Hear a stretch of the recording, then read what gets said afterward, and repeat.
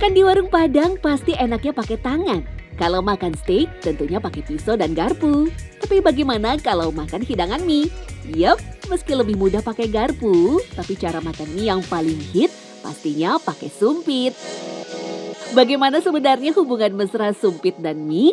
Haruskah makan mie dengan sumpit? Secret Story mengungkap rahasia di balik cerita. Karena kalau misalnya pakai garpu jadi berantakan minyak kemana-mana pas diambil. Kalau sumpit kita bisa kira-kira gitu. Pakai garpu sendok. Soalnya biar lebih gampang juga sih, jadi cepat makannya. Ya, mie diyakini berasal dari negeri Tiongkok. Bahkan orang Tiongkok mengkonsumsi bahan pangan yang satu ini sejak ribuan tahun sebelum Masehi. Teori ini diperkuat dengan penemuan arkeologis semangkuk mie yang berusia 4.000 tahun di situs Lajia, Provinsi Qinghai pada tahun 2005 silam. Mie ini terbuat dari millet, sejenis biji-bijian dari tanaman rumput-rumputan. Hingga kemudian berkembang dengan mie berbahan terigu. Sajian ini pun awalnya menjadi makanan pokok masyarakat Tiongkok bagian utara. Kalau mie yang satu ini pastinya paling sering terlihat di berbagai sajian. Namanya adalah bihun. Bi dalam bahasa Tiongkok berarti beras dan hun berarti tepung. Jadi bihun terbuat dari bahan utama berupa tepung beras. Cirinya adalah warnanya yang transparan namun agak keruh. Di Indonesia, olahan bihun sangat beragam.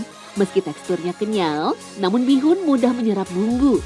Kandungan karbohidratnya yang tinggi juga membuat bihun menjadi makanan yang bisa mengenyangkan. Karenanya, bihun cocok digunakan untuk olahan tumisan atau kuah-kuahan.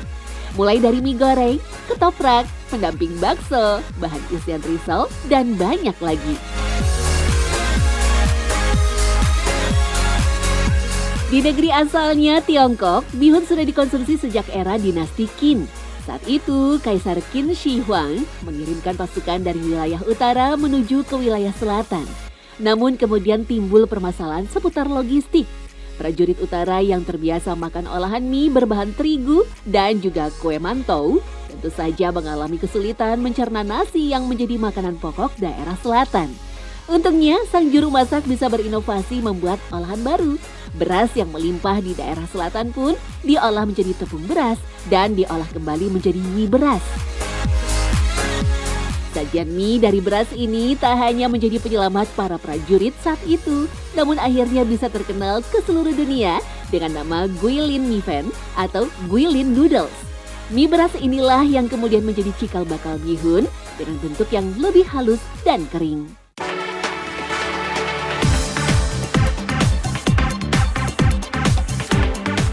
Beda bihun, beda pula soun. Mie ini juga berasal dari Cina. So berarti tali dan hun adalah tepung. Berarti soun adalah mie yang panjang berbentuk tali. Bahan utama dari soun adalah pati dari berbagai tanaman. Ada pati kacang hijau, pohon aren, midro, bahkan di Korea ada yang menggunakan pati dari ubi jalar. Salah satu bahan pembuatan sohun yang umum di Indonesia adalah pati batang aren, yaitu batang aren yang sudah tua dan tidak bisa memproduksi buah kolang-kaling. Batang aren yang mengandung pati ini diparut dan direndam dalam air untuk mengambil patinya. Pati inilah yang kemudian dimasak menjadi adonan kenyal dan dicetak menjadi varian mie yang dinamakan sohun. Sohun berwarna transparan dan memiliki tekstur yang lebih halus dari bihun. Karenanya sohun sering disebut glass noodle atau mie kaca. Secara historis, sohun telah menjadi bagian penting dan masakan Tionghoa tradisional selama berabad-abad, terutama hidangan sup dan tumisan. Di Indonesia, soun umumnya juga menjadi pelengkap hidangan berkuah seperti soto-sotoan atau sayuran berkuah seperti sayur oyong atau sayur kuah bening lainnya.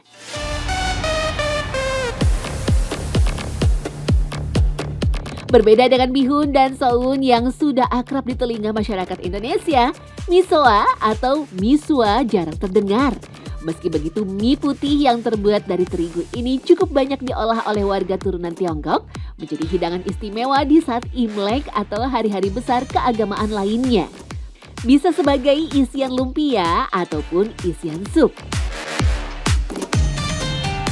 Misua berasal dari provinsi Fujian, Cina. Karena dibuat dari tepung terigu, warnanya pun menjadi putih terang.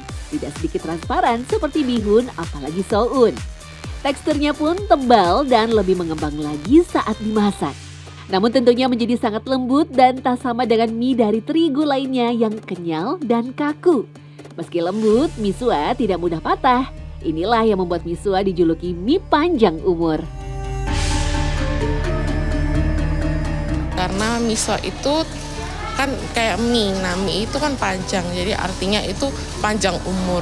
Nah juga di dalam miso itu ada telur, nah telur itu kayak suatu kelahiran baru, tahun baru, untuk keberuntungan yang baru. Umumnya orang mengadopsi suatu makanan juga dengan cara menikmatinya. Bisa jadi karena memang lebih nikmat bila mengikuti tradisi atau kebiasaan di mana makanan itu berasal. Misalnya mie dengan sumpit, pasta dengan garpu, atau makan nasi biryani ramai-ramai ala liwetan dengan tangan. Bicara soal alat makan, bisa jadi orang-orang di Cina, Jepang, juga Korea lah yang konsisten dengan alat makannya. Tidak hanya makan mie, makan nasi pun tetap dilakukan dengan memakai sumpit. Bagi yang tak terbiasa pastinya cukup sulit. Masih mending kalau pakai sumpit kayu atau bambu. Ada pula yang menggunakan sumpit dari plastik dan juga logam. Sumpit ini tentunya punya permukaan yang lebih licin untuk menjepit. Memakai tangan pun juga ada filosofinya gitu, dia nggak masuk kena mulut, tapi diambil dengan nasi dikepel gini lalu dilemparkan ke dalam mulut.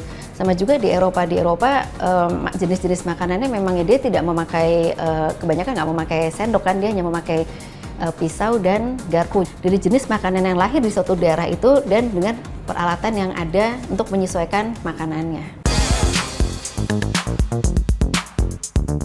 Zaman dahulu di negeri Tiongkok, sumpit awalnya bukan sebagai alat makan, melainkan digunakan untuk memasak, mengaduk api, menyajikan, atau mengambil sedikit makanan.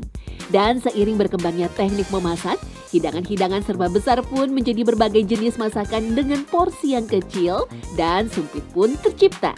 Hingga kemudian memasuki abad kelima, sumpit menjadi hal yang lumrah digunakan sehari-hari. Tapi mengapa sumpit? Bukannya garpu yang tampak lebih praktis untuk digunakan? Garpu yang berujung runcing dalam kepercayaan orang timur dianggap keras dan agresif. Sifat ini tentu saja bertentangan dengan etos timur yang lembut. Selain itu, dengan sumpit, seseorang bisa mengontrol porsi makanannya.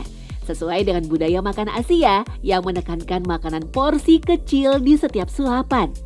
Meski demikian, di negara Cina maupun Korea, sumpit bukan satu-satunya alat makan yang ada di atas meja makan. Sumpit seringkali digunakan bersama-sama dengan sendok atau sendok bebek untuk menikmati hidangan berkuah ataupun bubur. Tapi balik lagi, kalau yang nggak terbiasa memakai sumpit, dia pasti akan memilih memakai garpu.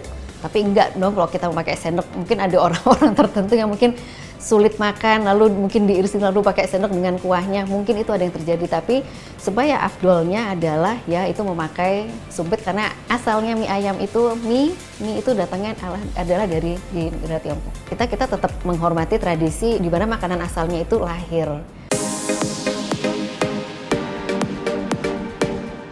Tradisi asal kuliner secara umum memang mempengaruhi cara makan.